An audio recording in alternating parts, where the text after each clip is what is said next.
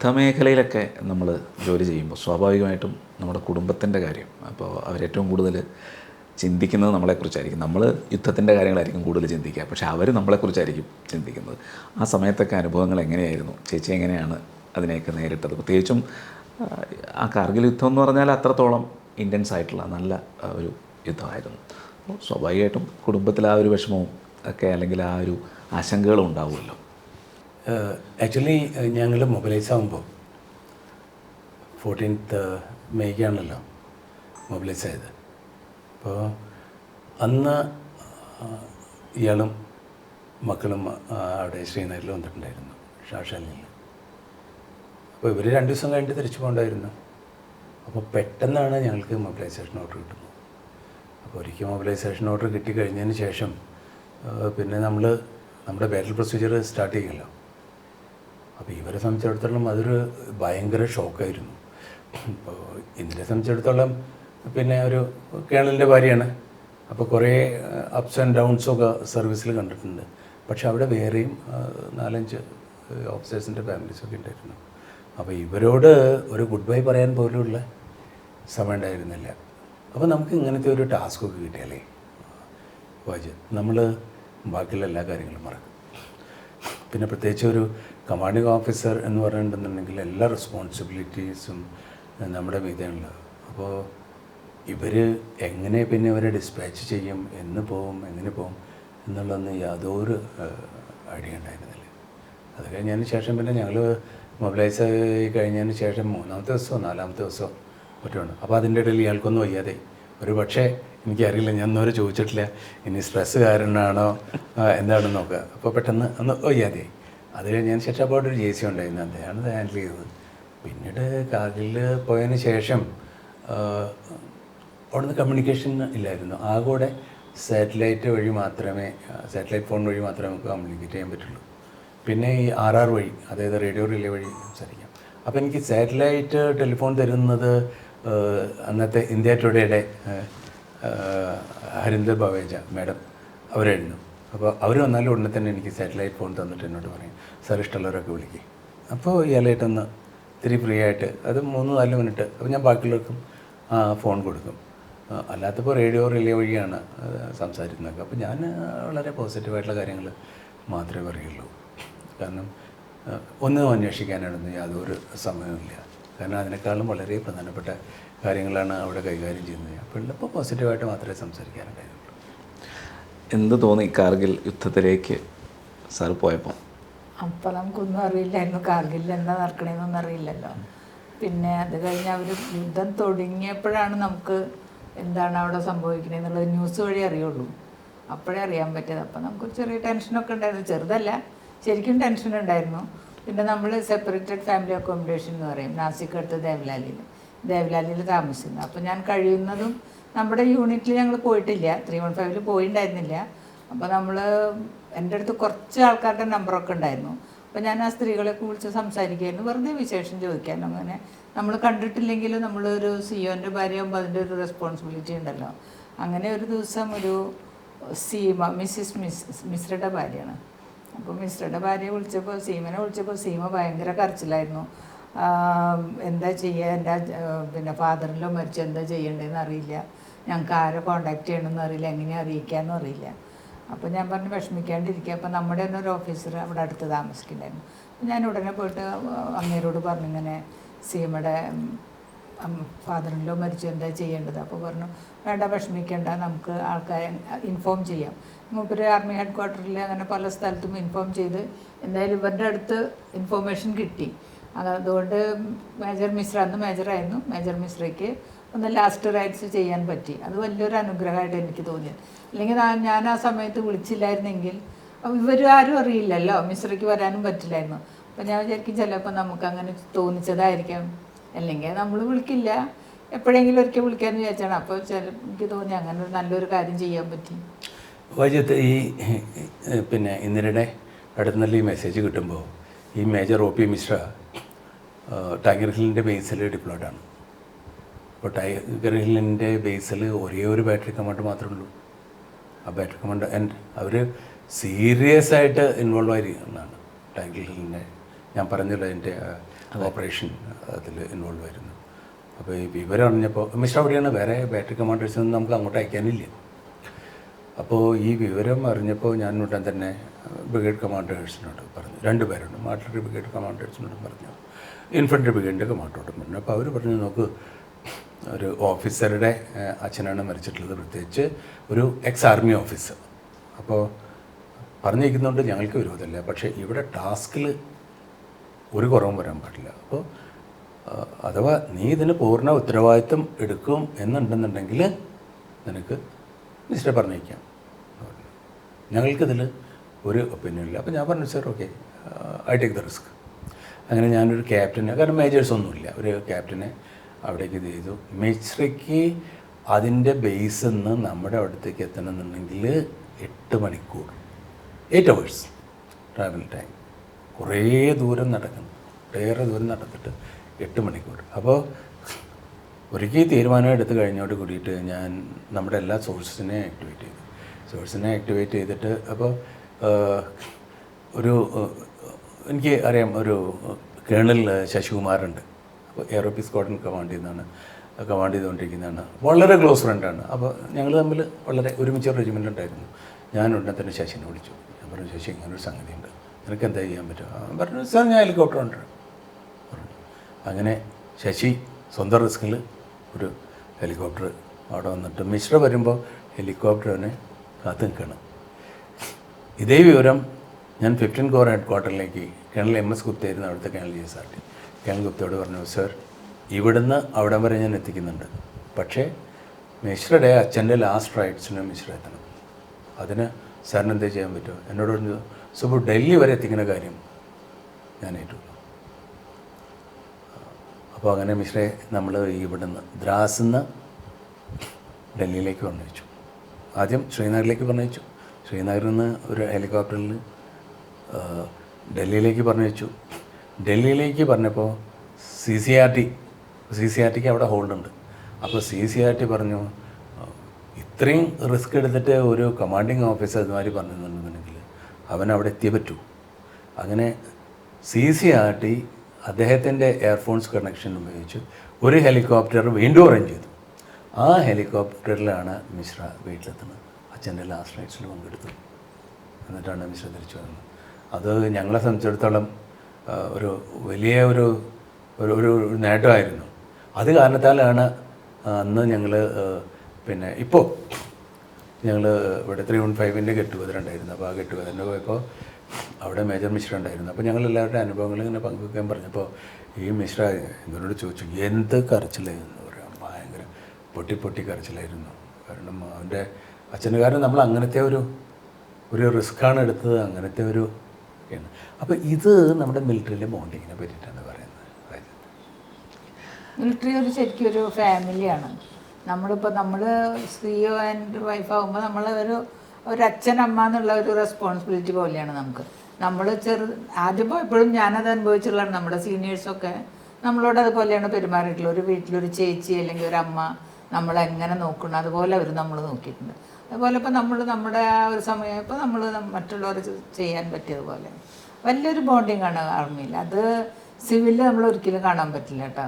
എപ്പോഴും നമ്മളിപ്പോൾ പോയപ്പോഴും ആ ഒരു സ്നേഹം പണ്ട് നമ്മളെല്ലാവരും ഉണ്ടായിരുന്ന 25 കൊല്ലം കഴിഞ്ഞ് ഞങ്ങൾ കണ്ടിട്ട് 2001 കണ്ടതാണ്.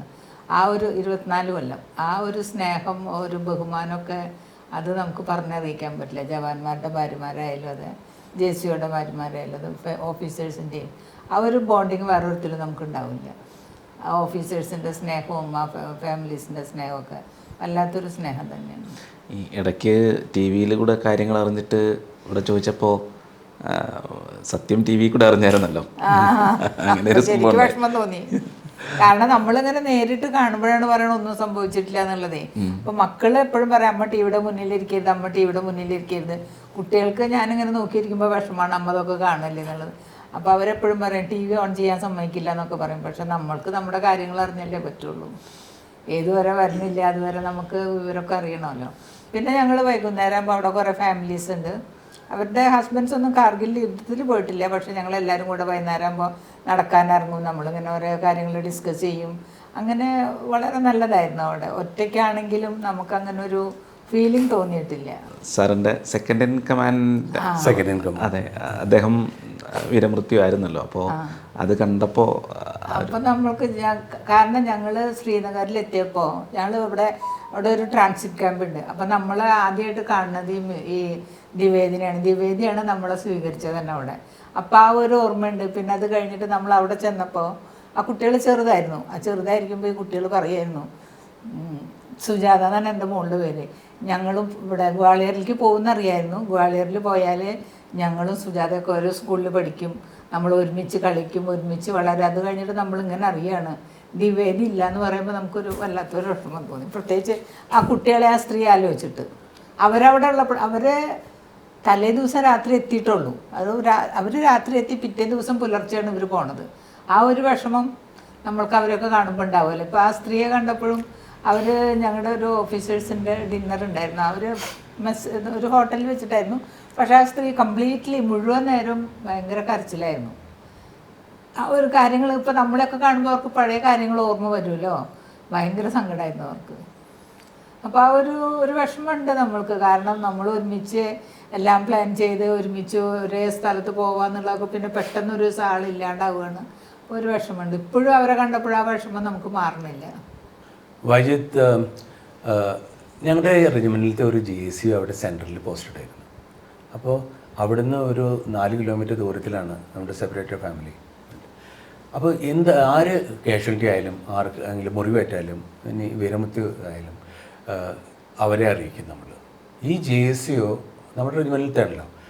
ഈ വിവരം അവിടെ എത്തിയ ഉടനെ തന്നെ ഇയാൾ ഇവിടെ വന്നിട്ട് എന്നിട്ടോട് പറയും. കാരണം ഇത് കമാൻഡിങ് ഓഫീസറുടെ ഭാര്യയാണല്ലോ. അപ്പോൾ റെജിമെൻറ്റിൽ നമ്മൾ സെർവ് ചെയ്യുമ്പോഴും പ്രധാനപ്പെട്ട എല്ലാ കാര്യങ്ങളും പിന്നെ സിയുടെ ഭാര്യയെ അറിയിക്കും. കാരണം ഫാമിലീസിൻ്റെ ഒക്കെ ഒരു റെസ്പോൺസിബിലിറ്റി ഇവർക്കുണ്ട്. അപ്പോൾ എന്ത് പറഞ്ഞ പോലെ ഒരു അമ്മയുടെ സ്റ്റാറ്റസാണ്. അപ്പോൾ ഇയാൾ വന്നിട്ട് എല്ലാ വിവരവും ഇന്നരോട് പറയും. ഇതൊന്നും എനിക്കറിയില്ല അങ്ങനെ പറയണ്ടെന്നുള്ള. അപ്പോൾ എന്ന് സംസാരിക്കുമ്പോഴും അപ്പോൾ ആദ്യം സർവൺ കുമാർ മരിച്ചു, പിന്നെ വിഷ്ണു റോയ് മരിച്ചു, പിന്നെ ദ്വിവേദി മരിച്ചു, അതിൻ്റെ ഒപ്പം തന്നെ വേറെ ജവാന്മാർ മരിച്ചു, ഓരോരുത്തർക്കും മുറിവേറ്റത് എല്ലാ കാര്യങ്ങളും ഇയാൾ ഇവിടെ വന്നിട്ട് പറയുന്നുണ്ട്. ഇതൊക്കെ ഇയാൾ അറിയുന്നുണ്ട്. അപ്പോൾ എന്നും എന്നോട് ചോദിച്ചാൽ ഞാൻ പറയാം ഇവിടെ വളരെ സന്തോഷം, ഞങ്ങളിവിടെ having A very good time, അങ്ങനെയുള്ള പാട്ട് പാടാറുണ്ട്, അതുണ്ട് ഇതൊക്കെ ഇങ്ങനെയൊന്നും നമ്മൾ പറയും. അപ്പോൾ ദ്വിവേദി മരിച്ച വിവരം ഞാൻ അന്ന് പറയാൻ എന്തായാലും ഉദ്ദേശിച്ചിട്ടില്ലായിരുന്നു. കാരണം അന്ന് രാത്രി എനിക്ക് ആ 4875 അറ്റാക്കിനായിട്ട് ഏങ്ക്രോപ്പിലേക്ക് പോകണം. അപ്പോൾ അത് ഒരു ഏറ്റവും റിസ്കി ആയിട്ടുള്ളൊരു മിഷനാണ്. ഞാൻ വളണ്ടിയറായിട്ട് പോവുകയാണ്. പോയിട്ട് തിരിച്ചു വരാനുള്ള പോസിബിലിറ്റി ഒരു 20%, 25% അത്രേ ഞാൻ തന്നെ ചെയ്യുന്നുള്ളൂ. അപ്പോൾ മിക്കവാറും ഇനി ശരിക്ക് 4 കാലുമില്ല നടന്നിട്ട് തിരിച്ചു വരില്ല എന്നുള്ള ഒരു തോന്നലുണ്ട്. But you have to do it. നമ്മൾ പട്ടാളക്കാരാണല്ലോ. അപ്പോൾ ആ കാരണവശാൽ ഞാൻ ഇയാളെപ്പോഴും സന്തോഷത്തോടെ തന്നെ സംസാരിക്കുന്നതല്ല. അപ്പോൾ അന്ന് പ്രത്യേകിച്ചും ഇയാളോട് ഞാനിങ്ങനെ പോകണമെന്ന് എനിക്ക് പറയാൻ പറ്റില്ലല്ലോ. അപ്പോൾ ദ്വിവേദി മരിച്ചു എന്നുള്ള വിവരം ഇയാൾ അറിഞ്ഞു. അപ്പോൾ ഞാൻ അന്ന് വിളിച്ചു വെച്ചു. അതിന് ശേഷം എനിക്കൊരു ഫയറിങ് കിട്ടി. ജീവിതത്തിലൊരിക്കലും ഇയാൾ എന്നെ ചീത്ത വിളിച്ചിട്ടില്ല, ഒരിക്കലും. അതിനുശേഷം അന്ന് കണക്കിന് കേട്ടിട്ട് അപ്പോൾ പിന്നെ ഞാൻ എല്ലാ കാര്യങ്ങളും പറഞ്ഞു. നോക്കുമ്പോൾ ഇതാണ് സാഹചര്യങ്ങളൊക്കെ. അപ്പോൾ എനിക്ക് എന്നാലും ഒരുപാട് ചീത്ത കേട്ടില്ല. ഇത് കഴിഞ്ഞതിന് ശേഷം പിന്നെ ഞാൻ പോവുക ഈ 4875 ഏങ്ക്രോപ്പിക്ക് പോവാണ്. അപ്പം മനസ്സിൽ ഈ മല കയറുമ്പോൾ ദൈവമേ ഒരു ലാസ്റ്റിൽ ഞാൻ ഇത്രയൊക്കെ പറഞ്ഞിട്ട് ഇയാളുടെ കരച്ചിലൊക്കെ ഇല്ല. ഈ കരഞ്ഞിട്ടാണ് ചീത്ത വിളിക്കുന്നത്.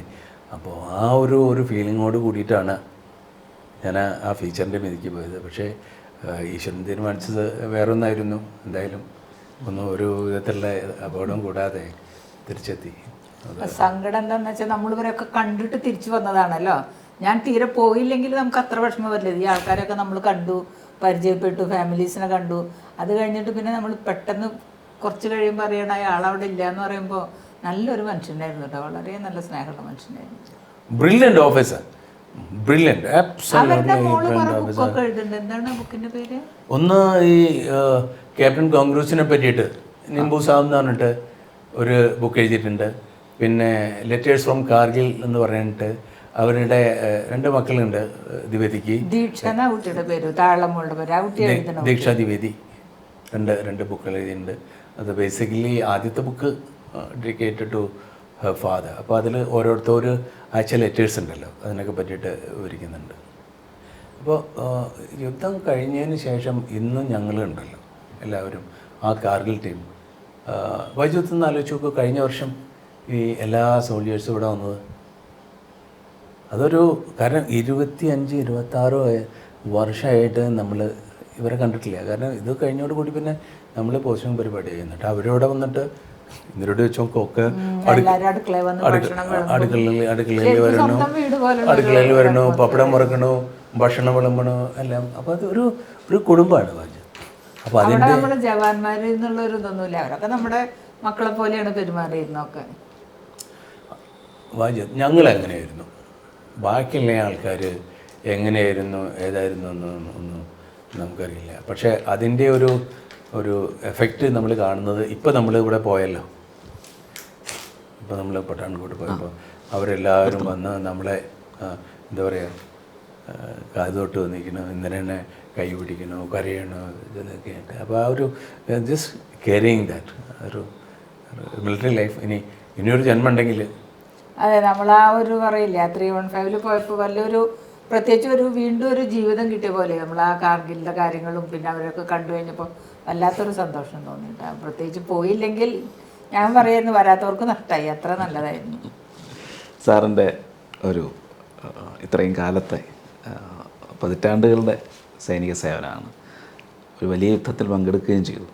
അപ്പോൾ എന്താണിപ്പോൾ തോന്നുന്നത്? വാജിദ്, ജീവിതം എന്താണ്, ലോകം എന്താണ് എന്ന് അറിയുന്നതിന് മുമ്പാണ് ഞാൻ മിലിറ്ററി പോകുന്നത്. 15 വയസ്സിൽ വെറും ഒരു SSLC സർട്ടിഫിക്കറ്റ് കൈ പിടിച്ചിട്ടാണ് ഞാൻ ഇവിടുന്ന് പോകുന്നത്. അപ്പോൾ അവിടെ നിന്ന് പിന്നെ പടിപടിയായിട്ട് ഇങ്ങനെ ഉയർന്നു. ഒരു ബ്രിഗേഡിയർ ആയിട്ട് റിട്ടയർ ചെയ്തു. ഒരു യുദ്ധത്തിൽ പങ്കെടുക്കാൻ പറ്റി. രാഷ്ട്രപതിയുടെ അടുത്ത് നിന്ന് ഒരു അവാർഡ് കിട്ടി. അങ്ങനെ കുറേ കാര്യങ്ങളുണ്ടായിട്ടുണ്ട്. കുറേ ഡിഗ്രികൾ വാരിക്കൂട്ടാൻ പറ്റി. BSc, MSc, ഒരു ഡിപ്ലോമ, 3 വർഷത്തെ പിന്നെ MBA, ഇതെല്ലാം മിലിറ്ററി വെച്ചിട്ടാണ് ഉണ്ടായത്. അപ്പോൾ ഇതിനെല്ലാം അവസരം ഒരുക്കി തന്നത് ഇന്ത്യൻ ആർമിയാണ്. അപ്പോൾ ആർമിയിൽ എന്നെപ്പോലെ ചേർന്ന പല ആൾക്കാരും 14 വർഷം, 15 വർഷം, 16 വർഷം സർവീസ് ചെയ്തിട്ട് തിരിച്ചു വരാറുണ്ട്. അപ്പോൾ ഞാനൊരു ദിവസം ഒരു പുസ്തകം വായിക്കായിരുന്നേ. അപ്പോൾ അതിൽ അവർ പറയുന്നു ഈ സമുദ്രം, ഓഷൻ. അപ്പോൾ അത് എല്ലാവർക്കും ഒരുപോലെയാണ്. ചിലവർ അവിടെ പോയിട്ട് കാല് നനച്ചിട്ട് പോരും, ചിലവർ നീന്തിയിട്ട് തിരിച്ചു വരും, ചിലവർ അവിടെ പോയിട്ട് കടലിൽ ചാടിയിട്ട് ആത്മഹത്യ ചെയ്യും, വേറൊരു കൂട്ടർ മൊത്തമായിട്ട് തിരിച്ചു പോരും. ഓക്കെ, അപ്പോൾ അത് നമ്മൾ എന്താണ് വേണ്ടത് എന്നുള്ളത് നമ്മൾ സ്വയം തീരുമാനിക്കണം. ഇപ്പോൾ എന്നെ സംബന്ധിച്ചിടത്തോളം ഞാനാക്കിയത് ഇന്ത്യൻ ആർമിയാണ്. അപ്പോൾ ആർമിയിൽ നിന്ന് തിരിച്ച് വരുമ്പോൾ ആദ്യത്തെ ഒരു 3 വർഷത്തെ എൻ്റെ ട്രെയിനിങ് കഴിഞ്ഞപ്പോൾ തന്നെ വളരെ കോൺഫിഡൻസായി. ഏതൊരു കാര്യം എന്ത് സിറ്റുവേഷൻ വന്നാലും ഹാൻഡിൽ ചെയ്യാന്നുള്ള ഒരു വിശ്വാസം. അപ്പോൾ അതിനുശേഷം ആ ഒരു ഫീലിംഗ് ഇന്നും മനസ്സിലുണ്ട്. അങ്ങനെ എന്തൊരു സിറ്റുവേഷൻ വന്നാലും ടേക്കിൾ ചെന്നാലും. അപ്പോൾ അതിൻ്റെ ഒരു പ്രത്യേക കാരണം എന്താണെന്നറിയോ വായിച്ചത്, നമ്മൾ പ്രത്യേകിച്ച് ഒരു ഓഫീസറാകുമ്പോൾ അപ്പോൾ 4 വർഷത്തിന് ട്രെയിനിങ്. അപ്പോൾ ഞങ്ങളെ സംബന്ധിച്ചിടത്തോളം 3 വർഷം Indian military academy, army cadet കോളേജിലും 1 വർഷം ഇന്ത്യൻ മിലിറ്ററി അക്കാഡമിയിലാണ്. 4 വർഷത്തെ ട്രെയിനിങ്, ഭയങ്കര ടഫ് ട്രെയിനിങ്. ഈ സമയത്ത് നമുക്ക് ചിന്തിക്കാൻ പറ്റില്ല. അപ്പം നമ്മൾ എന്താണ് എന്നുള്ള ആ ഒരു വ്യക്തിനെ ഇത് ശരിക്കും ഒരു ക്ലേ ആക്കി മാറ്റും. ക്ലേ വെച്ചാലല്ലേ, മണ്ണാക്കിയിട്ട് മാറ്റൂല. എന്നിട്ട് പിന്നെ അതിൽ നിന്ന് നമ്മളെ വാർത്തെടുക്കുകയാണ്. പുതിയ ഒരു വ്യക്തിയെ വാർത്തെടുക്കുകയാണ്. അപ്പോൾ പ്രത്യേകിച്ച് ഞങ്ങളെപ്പോലുള്ള ഫൈറ്റിംഗ് ആംസറിലൊക്കെ the make a military machine. അപ്പോൾ നമ്മൾ ഒരു ശരിയായിട്ടുള്ള ഒരു ഓപ്പറേഷനിൽ ഒരു സിറ്റുവേഷനിൽ ഒരു ചാലഞ്ചിങ് സിറ്റുവേഷനിൽ എടുത്താൽ വി ഡോണ്ട് ഗെറ്റ് ട്രബിൾഡ്. അതെന്ത് തന്നെയായാലും അത് ഫേസ് ചെയ്യാനുള്ള ആ ഒരു കോൺഫിഡൻസ്. കാരണം യുദ്ധം എന്ന് പറയുന്നത് ഒരു നിസ്സാര സംഭവമല്ല. അപ്പോൾ അവിടെ കൂളായിട്ട് ചിന്തിച്ച് വേണ്ട ഡിസിഷൻ എടുക്കാൻ ആ സമയത്ത് ഒരു ഭയവും ഒന്നും കൂടാതെ എടുക്കാനായിട്ട് ഇന്ത്യൻ ആർമി മേക്സ് ചെയ്തിട്ട്. അപ്പോൾ അതൊരു ജീവിതത്തിലെ ഏറ്റവും വലിയൊരു മഹാഭാഗ്യം തന്നെയായിരുന്നു. ഒന്നും ചിന്തിച്ചിട്ടല്ല ഇന്ത്യൻ ആർമിയിൽ പോയത്. ഒരു ജോലി വേണം എന്ന് മാത്രമേ ഉള്ളൂ. അതിന് ചിന്തിച്ചിട്ടാണ് പോയത്. പക്ഷേ അവിടെ നിന്ന് മുത്തുമായിട്ട് തന്നെ തിരിച്ചു വന്നു. അത് നമ്മൾ ആർമിയിൽ പോകുമ്പോൾ ഞാനൊന്നും അറിയില്ലായിരുന്നു. നമ്മളൊരു ഗ്രാമത്തിൽ നിന്ന് പോയി, അന്നൊന്നും അറിയില്ല, എനിക്കൊന്നും അറിയില്ലായിരുന്നു. പിന്നെ നമ്മൾ അവിടെ ചെന്നത്, അവിടെ പോയാൽ എന്താണെന്ന് വെച്ചാൽ നമ്മൾ കുറേ ആൾക്കാരായിട്ട് പരിചയപ്പെടുന്നു. പല സ്റ്റേറ്റിൽ നിന്നുള്ള ആൾക്കാർ, ഒരുപാട് ഡിഫറെൻറ്റ് കൾച്ചർ, ഡിഫറെൻറ്റ് ആറ്റിറ്റ്യൂഡ്. പക്ഷേ ഞാനെപ്പോഴും എനിക്ക് എൻ്റെ അനുഭവം വെച്ച് പറയുകയാണെങ്കിൽ അവിടുന്ന് നമ്മളിങ്ങോട്ട് വരുമ്പോൾ നമ്മൾ ഒരിക്കലും എപ്പോഴും ഒരു പോസിറ്റീവ് ആറ്റിറ്റ്യൂഡ് ഉണ്ടാവുള്ളൂ. അതായത് നമ്മളൊരിക്കലും ഒരാളെ വേറെ ഇതിൽ കാണില്ല. എപ്പോഴും നമ്മൾ പോസിറ്റീവായിട്ട് ചിന്തിക്കുള്ളൂ. അത് എൻ്റെ അനുഭവമാണ് ഞാൻ പറയണത്. അതായത് നമ്മൾ പറയില്ല, ചില ആൾക്കാരുണ്ട് എന്ത് കണ്ടാലും അതങ്ങനെ ഇങ്ങനെ, അങ്ങനെയില്ല. നമ്മളെപ്പോഴും ഒരു പോസിറ്റീവായിട്ട് ചിന്തിക്കുള്ളൂ. നമ്മളൊരു നല്ലൊരു ആളാക്കി എടുക്കും അവിടെ. കാരണം നമ്മൾ കുറേ ആൾക്കാരായിട്ട് പരിചയപ്പെടുന്നു, കുറേ അനുഭവങ്ങൾ നമുക്ക് അനുഭവമുണ്ട്. പിന്നെ നമ്മൾ ഒറ്റയ്ക്ക്, ഇവരൊക്കെ 2 മാസം പുറത്ത് പോയാലും നമ്മൾ ഒറ്റയ്ക്കായിരിക്കും. അപ്പോഴും നമുക്ക് ഒറ്റയ്ക്ക് ജീവിക്കാനുള്ള ഒരു മെൻ്റൽ സ്ട്രെങ്ത്ത് കിട്ടും. അങ്ങനെയൊക്കെ ഉണ്ട്, കുറേ നല്ല കാര്യങ്ങളുണ്ട്. എൻ്റെ അച്ഛൻ 1988 മരിച്ചു. അപ്പോൾ അന്ന് മോന് 4 വയസ്സാണ്. അപ്പോൾ ഇവരന്ന് അഗർത്തലയിൽ നിന്ന് ഇവർ ഇവിടെ വീട്ടിലെത്തി. ആ ഒരു സംഭവം അഗർത്തലയിൽ എൻ്റെ സിയോൻ്റെ ഭാര്യ, ഞങ്ങൾ വേറൊരു സ്ഥലത്താണ് താമസിക്കുന്നത്. അവരെല്ലാവരും ഒരു സ്ഥലത്താണ്. ഒരു ദിവസം ഉച്ചയ്ക്ക് ഇങ്ങനെ വരികയാണ്. അപ്പോൾ അവിടെയൊക്കെ ഒരു ടെമ്പററി അക്കോമഡേഷനാണ്, പെർമനൻ്റ് അല്ല. ചെറിയ ചെറിയ വീടുകൾ, നമുക്ക് അത്യാവശ്യം താമസിക്കാനുള്ളൊരു സൗകര്യമുള്ളൂ. അപ്പോൾ അവർ വന്നിട്ട് പറഞ്ഞു, ഇന്നരയ്ക്ക് വീട്ടിൽ പോകണം. അപ്പോൾ ഞാൻ പറഞ്ഞു, എന്ത് പറ്റി? അപ്പോൾ പറഞ്ഞു, ഇന്നരയുടെ ഫാദറിലും അങ്ങനെ മരിച്ചു. അപ്പോൾ ഞാൻ അങ്ങനെ നോക്കി. അപ്പോൾ എന്നോട് പറഞ്ഞു, നോക്കി, ഇന്നരയുടെ അച്ഛൻ മരിക്കുകയാണെങ്കിൽ ഇന്നരയ്ക്ക് പോയില്ലെങ്കിലും കുഴപ്പമില്ല, ഫാദറിലും ആയതുകൊണ്ട് ഇന്നലെ പോയേ പറ്റൂ. കാരണം അച്ഛൻ മരിച്ചിട്ട് പോയില്ലെങ്കിൽ ആരും ഒന്നും വിചാരിക്കില്ല. ഫാദറിലും ആയതുകൊണ്ട് ഇന്നലെ പോകണം. അപ്പം ഞാൻ അങ്ങനെ മേപ്പെട്ട് നോക്കി, എങ്ങനെ പോകും നമ്മൾ അവിടുന്ന്? പിന്നെ ഫ്ലൈറ്റ്, പിന്നെ ബോട്ട്, പിന്നെ ട്രെയിൻ, പിന്നെ അവിടുന്ന് ഇങ്ങോട്ട് കാറ്. അത്രയും കഴിഞ്ഞിട്ട് വേണം, 4 ദിവസം എടുക്കും. അത്രയും കഴിഞ്ഞിട്ട് വേണം നമുക്ക് വരാൻ. അപ്പോൾ അവരെൻ്റെ മുഖത്ത് നോക്കിയിട്ട് പറഞ്ഞു, എല്ലാം അറേഞ്ച് ചെയ്തിട്ടുണ്ട്. ഒരു ജവാനെ ഇവിടെ തിരുവനന്തപുരത്ത്, എവിടെയാണെന്ന് എനിക്ക് ഓർമ്മയില്ല, തിരുവനന്തപുരത്തുള്ള ഒരു ജവാന് ടിക്കറ്റ് ബുക്ക് ചെയ്തു. ഇന്നരയ്ക്ക് മോനും ടിക്കറ്റ് ബുക്ക് ചെയ്തു. എയറിൻ്റെ ടിക്കറ്റും പൈസ, ഭക്ഷണം ഒക്കെ നമ്മുടെ കയ്യിൽ തന്നിട്ട് ഇങ്ങോട്ട് വിടുകയാണ്. ഇവിടെ വന്നപ്പോൾ ഇവർക്കൊക്കെ അതിശയമാണ്, 4 ദിവസം എടുത്ത് ഞാൻ ഇങ്ങോട്ട് വരാൻ.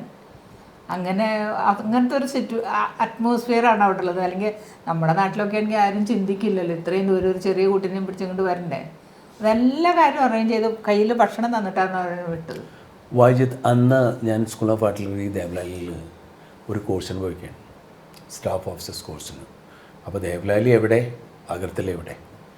അപ്പോൾ ഞാൻ ഈ വിവരം അറിയുന്നത് തന്നെ 5 ദിവസം കഴിഞ്ഞിട്ടാണ്. അന്ന് ടെലിഗ്രാം പരിപാടിയൊക്കെ ആണല്ലോ. 5 ദിവസം കഴിഞ്ഞിട്ടാണ് ഞാൻ ആക്ച്വലി അച്ഛൻ മരിച്ച വിവരം അറിയുന്നത്. അപ്പോൾ ഈ വിവരം പറഞ്ഞാൽ അപ്പോൾ ഇന്നലെ അറിയിക്കണമല്ലോ. ഇന്നലെ വീട്ടുകാരായിട്ട് ഒരു വിധത്തിലും കോൺടാക്റ്റ് ഇല്ല.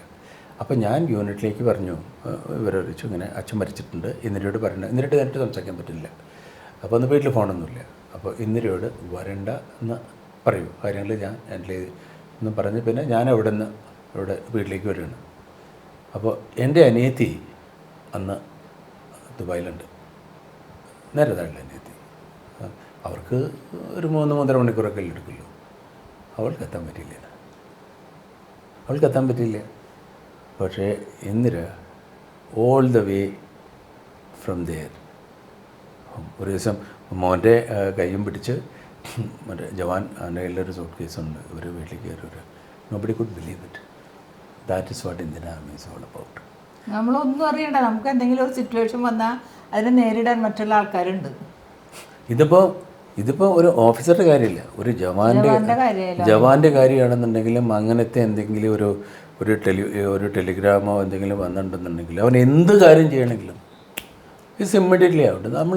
അവനൊന്നും അറിയേണ്ട ആവശ്യമില്ല. അവനോട് പറയുന്നതിന് മുമ്പ്, ജവാനെ അറിയിക്കുന്നതിന് മുമ്പ് നമ്മൾ അവൻ്റെ ടിക്കറ്റ്, അവന് ആവശ്യമുള്ള പൈസ, അവൻ്റെ ലീവ് എല്ലാം സാധനം 10 മിനിറ്റിനുള്ളിൽ നമ്മളത്. അതൊന്നും നമുക്ക് സിവിലിൽ കാണാൻ പറ്റില്ല. അങ്ങനത്തെ അതൊക്കെ എവിടെ കാണാൻ പറ്റും? ആരും ചിന്തിക്കില്ല ഇതിനെ പറ്റിയിട്ട്. അപ്പോൾ നമ്മളിതൊക്കെ കണ്ടു വളർന്ന കാരണം നമ്മുടെ എപ്പോഴും ഒരു പോസിറ്റീവ് ആറ്റിറ്റ്യൂഡായിരിക്കും. ഒരു നെഗറ്റീവായിട്ട് ഒരിക്കലും ചിന്തിക്കാറില്ല. എന്ത് വന്നാലും ഫേസ് ചെയ്യാന്നുള്ളൊരു ധൈര്യം ഉണ്ട് എപ്പോഴും. അത് ഞങ്ങൾ ഓഫീസേഴ്സ് ട്രെയിനിങ് ചെയ്തുകൊണ്ടിരിക്കുമ്പോഴേ ഇന്ത്യൻ മിലിറ്ററി അക്കാഡമിയിൽ ഒരു മോട്ടോ ഉണ്ട്, ഈ ഇന്ത്യൻ അവിടുത്തെ ഓഫീസേഴ്സിൻ്റെ മോട്ടോ. അപ്പോൾ അത് പറയണത് the safety, honour and welfare of your country comes first, always and every time.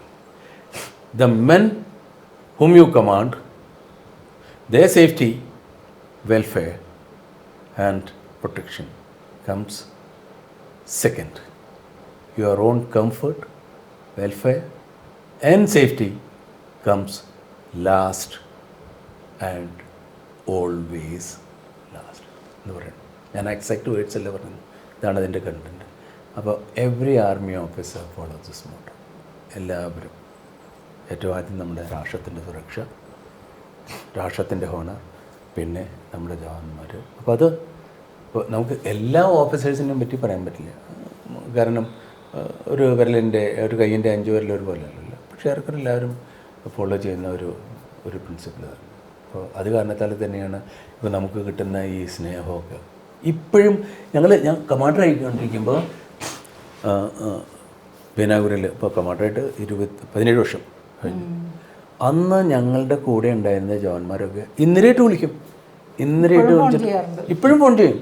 ഇന്നലെയായിട്ട് എന്നിട്ട് സംസാരിക്കില്ല, എന്നിട്ട് സംസാരിക്കാൻ പേടിയാണ്. പക്ഷേ ഇയാളായിട്ട് സംസാരിക്കും. അതാണ് വാചസ്. That is army, that is a military. Indian army എന്ന് പറയുന്നത് നമ്മളെ സംബന്ധിച്ച്, പ്രത്യേകിച്ചും ഞങ്ങളെപ്പോലുള്ള സംബന്ധിച്ചൊരു വലിയ ഒരു അഭിമാനമാണ്. ഇപ്പം അത് നേരിട്ട് ഇത്രയും കാര്യങ്ങൾ കേൾക്കാൻ കഴിഞ്ഞതിൽ, അങ്ങേപോലെ ഒരാളെയും കുടുംബത്തെയും പരിചയപ്പെടാൻ കഴിഞ്ഞതിൽ, സംസാരിക്കാൻ കഴിഞ്ഞതിൽ വളരെ സന്തോഷം.